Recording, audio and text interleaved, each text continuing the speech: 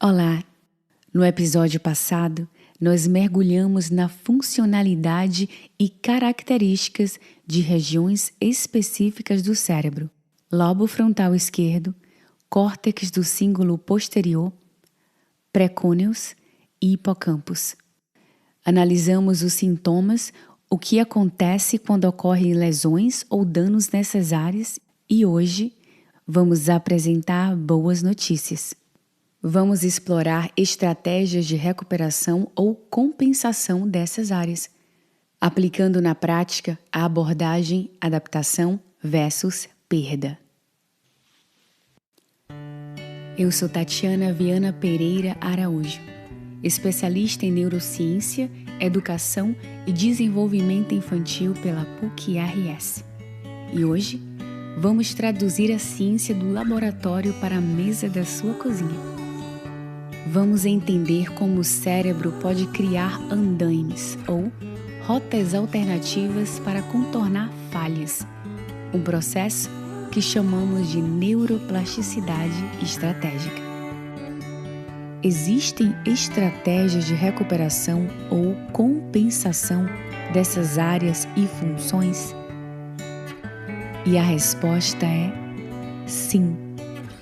Graças a Deus, a reabilitação moderna não foca apenas em consertar o que quebrou, mas em compensação funcional.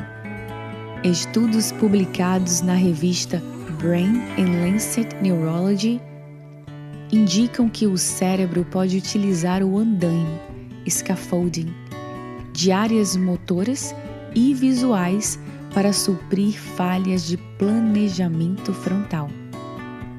Essa abordagem, adaptação versus perda, altera radicalmente a percepção do paciente, porque tira o foco da perda e dá ênfase na adaptação estratégica. E aqui estão algumas estratégias de manejo no dia a dia. A lógica por trás dessas estratégias é preservar o máximo de autonomia, com segurança, substituindo com ambiente, rotina e apoio aquilo que o cérebro já não dá conta sozinho. Organização da rotina. Criar uma rotina diária relativamente fixa. Horário para acordar, comer, tomar banho, pequenas saídas, descanso, sono. Usar pistas externas visuais.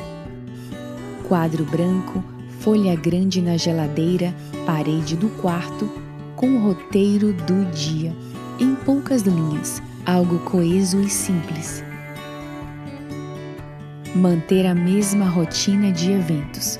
Por exemplo, primeiro acordar, depois tomar banho, depois café, depois um passeio curto.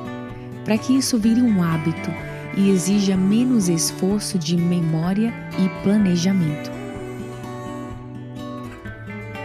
Apoio à memória. O uso de uma agenda em um local fixo, seja um caderno, um planner, sempre na mesma mesa, mantido no mesmo lugar. Atualizar esse caderno com registro de consultas, visitas de amigos, familiares, recados importantes. A ideia é que um familiar ou cuidador reveja esses registros com a pessoa diariamente, criando assim um bom hábito. Recadinhos ou etiquetas em locais estratégicos. Na porta. Fechou o gás? Pegou a chave de casa? No banheiro. Escovar os dentes manhã e noite, e assim por diante. Repetição calma e consciente. Aceitar que será preciso repetir informações sem bronca, tipo, mas eu já te falei isso, você esqueceu de novo? Lembre-se, o problema está na consolidação da memória e não apenas na atenção. Espalhar fotos e objetos significativos pela casa. Porta-retratos, lembranças, medalhas, certificados. Isso ajuda a manter a conexão com a própria história, fortalecendo memórias antigas e ajudando com a memória recente, fragilizada. O ambiente se torna uma extensão da nossa mente. Essas estratégias recrutam o lobo occipital, criando uma reserva visual para uma informação que o lobo frontal teria dificuldade em manter ativa. Percebemos que essas estratégias visuais são extensões físicas da capacidade executiva do cérebro. Ao externalizar a organização, que seria realizada pelo lobo frontal, liberamos neurônios para focar apenas na execução das tarefas. Mais estratégia, menos gasto de energia. Menos sobrecarga, mais funções executivas. Dar uma instrução por vez. Por exemplo, em vez de dizer "vamos tomar banho para visitar sua irmã", prefira dizer por partes e em sequência. "Vamos tomar banho". Depois desse momento, adicione "vamos escolher sua roupa". Depois desse momento, adicione "hoje vamos visitar sua irmã", e assim por diante. Evite ambientes com muita sobrecarga, televisão muito alta, programa com muitas pessoas ou muitas pessoas falando ao mesmo tempo, aquela conversa paralela. Simplificar o contexto promove mais qualidade e ajuda o cérebro a focar. Esqueça o cronômetro. Não apresse respostas. Dê alguns segundos de silêncio para que a pessoa possa organizar o pensamento e resgatar memórias. Não complete frases e evite corrigir erros de palavras ou fatos de uma forma brusca ou contínua. Afinal de contas, por que o cérebro vai se esforçar se encontra tudo entregue numa bandeja? Segurança e marcha, caminhar. Avaliar com o médico ou fisioterapeuta o risco de quedas. Existe algum arrastar de pés, desequilíbrio, medo de cair? Adaptação da casa. Retirar tapetes, fios pelo chão, melhorar iluminação e colocar barras de apoio no banheiro, caso necessário. Incentivar caminhadas curtas e frequentes como parte da rotina, sempre com supervisão e em terreno plano. Isso ajuda a circulação, cognição e humor. Estimulação cognitiva e emocional. Atividades simples mais significativas como ouvir músicas favoritas ou músicas da época, olhar álbum de fotos e comentar sobre, relembrando os momentos, trocando figurinha, jogos como dominó, baralho, damas e promover pequenos e significativos afazeres domésticos, como secar a louça, regar plantas, pôr a mesa. Elogios pelo bom serviço é muito apreciado e extremamente importante. Evite exigir o desempenho de antes ou traçar comparações com antigamente. Adapte o nível de desafio para que a pessoa consiga ter experiências de sucesso, o que protege a autoestima e turbina a autonomia. Manter interação social. Repito, manter interação social. Visitas curtas e agradáveis, conversas em grupos pequenos, ligações para amigos e familiares. Tem tanta atividade boa que acontece no cérebro durante interações sociais. O isolamento agrava a apatia e a depressão. Eu vou fazer um vídeo sobre esse assunto em breve. Manejo da apatia e do humor. Não espere que exista uma vontade espontânea. Ao invés, estruture convites concretos. Me acompanha numa caminhada até o shopping? Ou vamos ligar para sua sobrinha agora? Reconheça pequenas participações. Nossa, foi ótimo você ter vindo caminhar comigo. Ou obrigada por secar a louça. Ou mesmo, nossa conversa mais cedo me ajudou tanto. Fique atento a sinais de tristeza, irritabilidade e ansiedade. Leia a bula das medicações e esteja ciente dos efeitos colaterais adversos. Anote no caderno mencionado antes e compartilhe com o médico o mais cedo possível. Pode existir a necessidade de uma mudança de medicamento ou ajuste de medicações, e isso pode fazer toda a diferença na recuperação neurológica.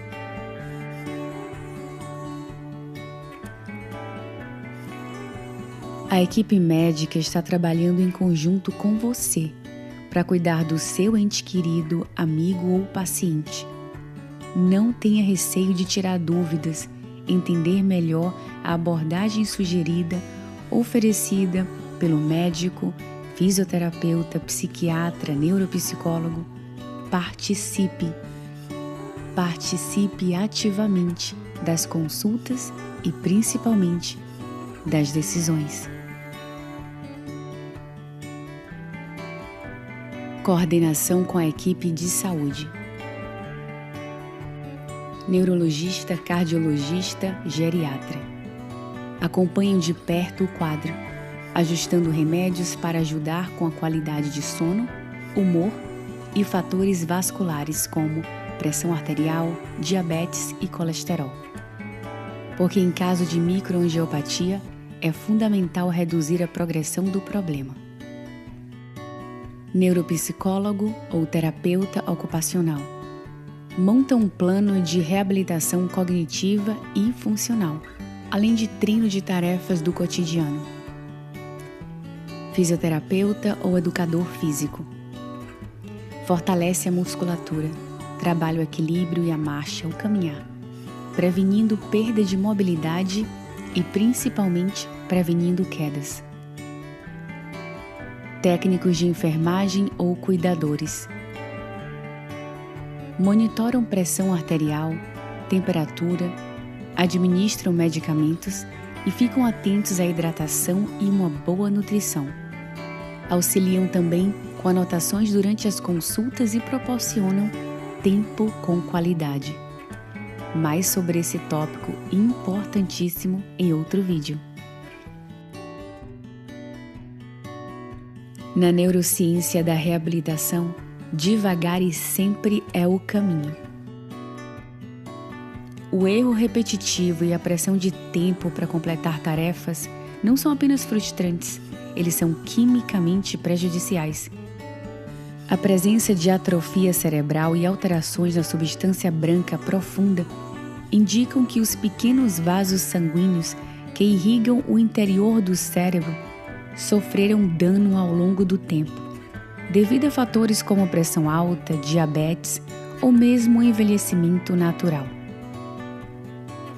Isso compromete a substância branca, os fios de conexão entre diferentes partes do cérebro, tornando a comunicação mais difícil e, como resultado, a pessoa fica mais lenta para raciocinar, responder perguntas e trocar de atividade, além de enfrentar dificuldades para planejar, organizar, fazer contas simples ou realizar tarefas que exigem atenção a várias coisas ao mesmo tempo.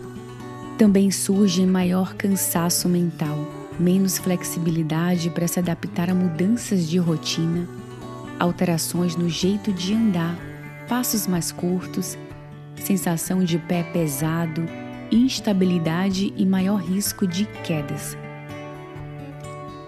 Importante destacar também o aumento de apatia ou sintomas depressivos silenciosos, aqueles que não são verbalizados, expressados em sentimentos ou choro, apenas uma letargia.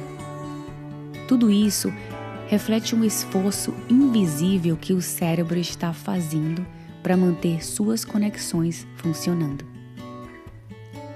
Por isso, a reabilitação deve acontecer sem pressa de tempo.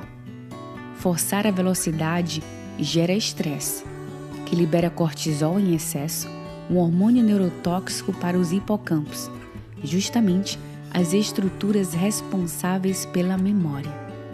Esse estresse cria interferência que impede o aprendizado. Por essa razão, na reabilitação, devagar é rápido. Respeitar o ritmo do cérebro é o caminho mais eficaz para a recuperação. Existe uma abordagem de trabalhar com aprendizagem de erro zero, que previne justamente a frustração química, o excesso de cortisol no cérebro, prevenindo que o erro aconteça. No entanto, eu acredito que um balanço entre evitar a frustração, cansaço cognitivo, mas permitir que a pessoa tente encontrar a resposta ou buscar a lembrança também é necessário. Me diz nos comentários se isso faz sentido para você também. Um idoso, familiar ou amigo que tem apresentado esquecimento do que combinou há pouco, tem repetido as mesmas perguntas, precisa de mais supervisão para tomar remédios e atender compromissos. Quando orientado com calma, entende, mas se perde no meio de explicações longas ou complexas. Inicia poucas atividades por conta própria, passando muito tempo sentado, olhando televisão ou celular, e só sai de casa quando alguém convida ou organiza um passeio. Se tem apresentado dificuldade para lidar com dinheiro, pagar contas e manusear aparelhos eletrônicos. Ou tem apresentado declínio na marcha, no caminhar, além de demonstrar que ambientes novos ou muito cheios o deixam mais desorientado ou cansado. Tudo isso pode não ser simplesmente uma falta de esforço, acomodação, muito menos uma fase, mas uma expressão de dano estrutural e funcional real. Entender a causa e como o problema se manifesta, ter paciência com o processo e se colocar no lugar do outro, empatia, é essencial para quem está vivendo o problema tenha o apoio que precisa para se recuperar neurologicamente, seja de um transtorno mental ou acidente vascular cerebral, ou estabilizar ou retardar ao máximo uma doença neurodegenerativa.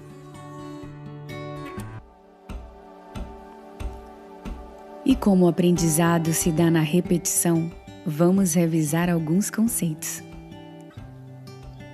A sensação de ter uma história de vida contínua, um eu estável, emerge da interação entre os hipocampos, lembranças episódicas, o precônio e o cíngulo posterior, autorreflexão, reexperiência de eventos, integração com o self, o eu, e o córtex pré-frontal medial, interpretação, planejamento, valores pessoais.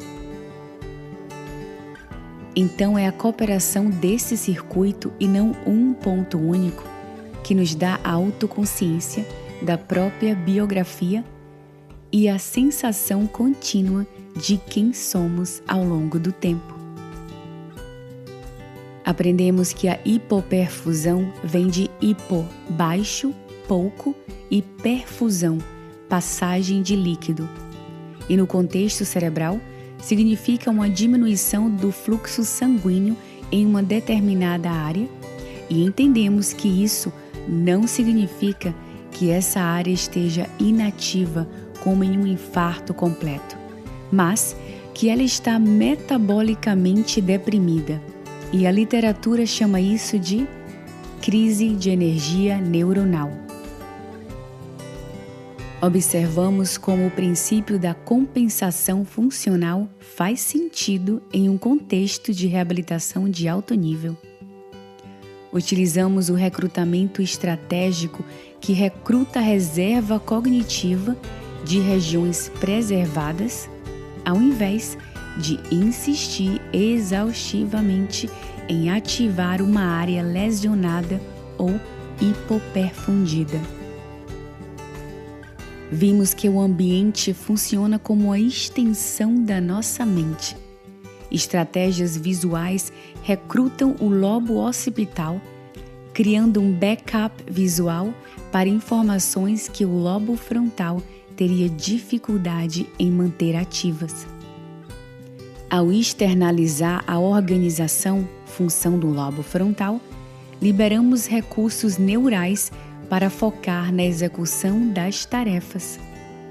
Alguns exemplos práticos incluem recadinhos estratégicos, fechou o gás, pegou a chave, lembretes da rotina, escovar os dentes manhã e noite, e objetos significativos à vista pela casa, fotos, lembranças, certificados.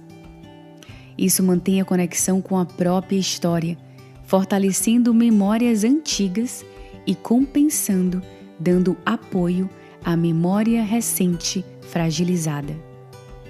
Na neurociência da reabilitação, devagar é rápido, porque o erro repetitivo sob pressão de tempo é quimicamente prejudicial.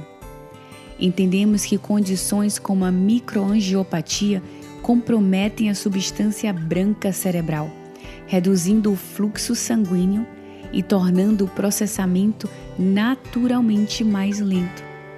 Dessa forma, forçar a velocidade de resposta ou execução de uma atividade gera interferência sináptica que impede o aprendizado. Isso porque o estresse da repetição de erros libera cortisol, que em excesso é neurotóxico para os hipocampos, comprometendo ainda mais a memória e a recuperação neurológica.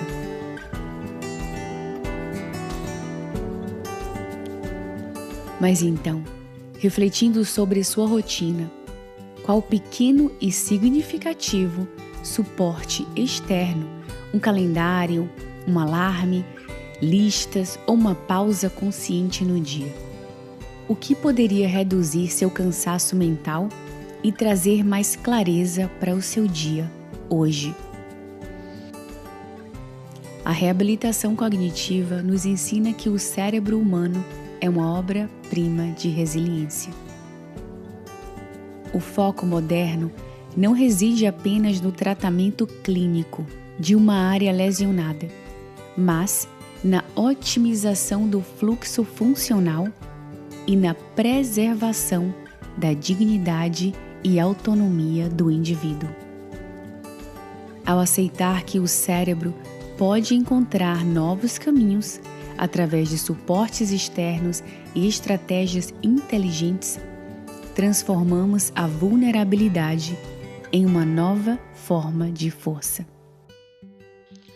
Nota importante: conteúdo de caráter educativo e informativo sobre neurociência e saúde cerebral.